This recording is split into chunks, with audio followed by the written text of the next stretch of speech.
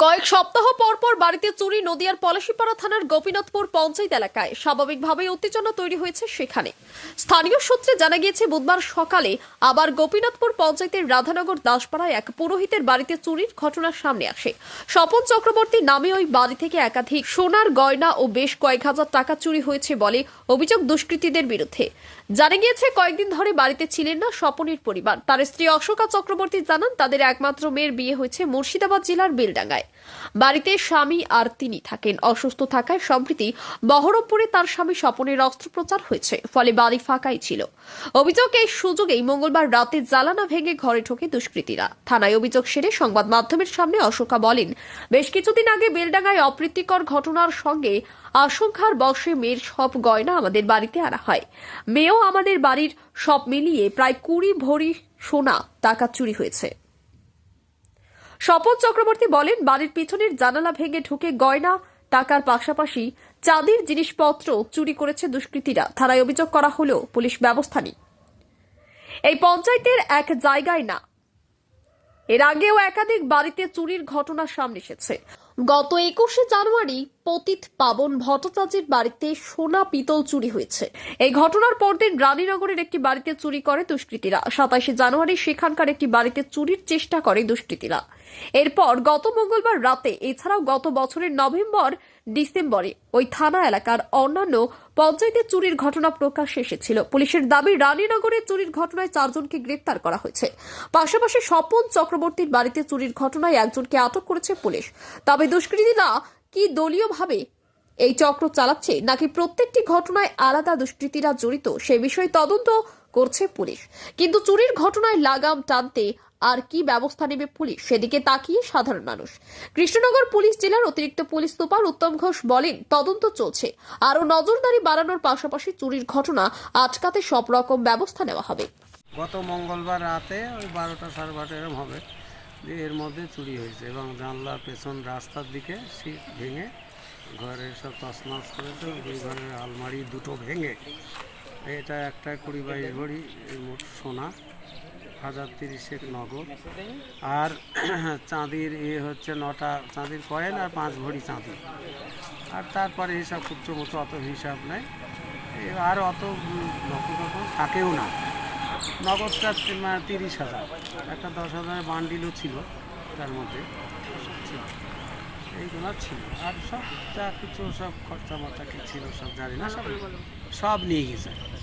মানে আমাকে zero balance করে চলে গেছে। যা কিছু ছিল, 2টো আলমারি ভেঙে আমার জীবনের 60 বছরের উপার্জনে যা কিছু ছিল, সোনা দানা টাকা পয়সা সমস্ত দাও। এবং সেই সময় আমার অ্যাক্সিডেন্টটা হলো, এবং শনিবারে অ্যাক্সিডেন্ট, সঙ্গে আমরা বহরমপুর চলে গেলাম, ভর্তি করলো শনিবারে বিকেল 3টির পর।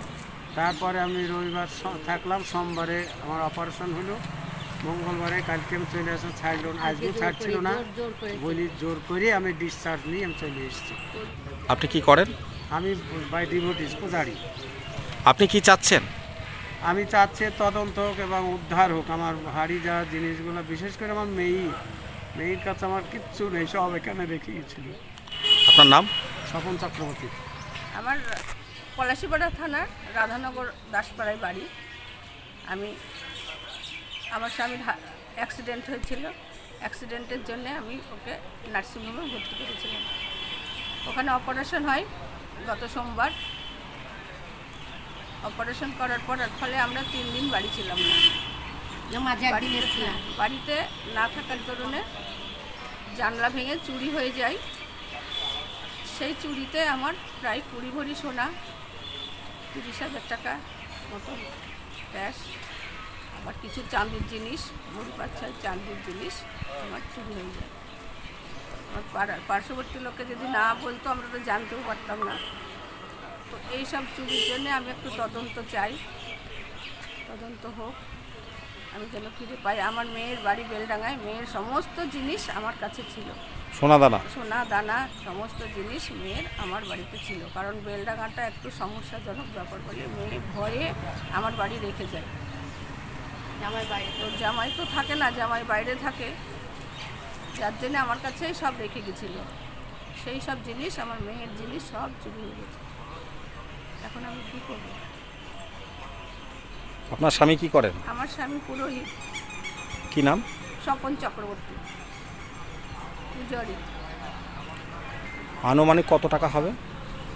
আমার আন্দাজ প্রায় 45 লাখ টাকা তো বটেই, কারণ আমার প্রায় 20 ভরি সোনা, সমস্তটা তো আর আমার হিসাবের মধ্যে ছিল না। অভিযোগ জমা দিলেন থানায়? হ্যাঁ, আমি অভিযোগ জমা দিলাম। আমি চাই অফিসাররা যেন একটু তদন্ত করে আমার জিনিসটা। বাড়িতে সুরাহা পুলিশ করতে গিয়েছিল? পারে। হ্যাঁ, বাড়িতে পুলিশ গিয়েছিলেন। আপনার নাম?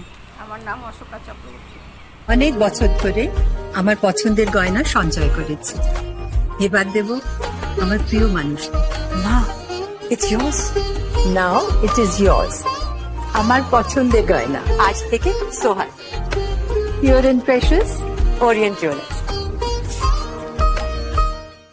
যদি এখনও আমাদের খবরের দর্পণ চ্যানেলটি সাবস্ক্রাইব না করে থাকেন তাহলে এখনই সাবস্ক্রাইব করুন, সঙ্গে বেল বাটনটি ক্লিক করুন আর পেয়ে যান সব খবরের দ্রুত ভিডিও আপডেট।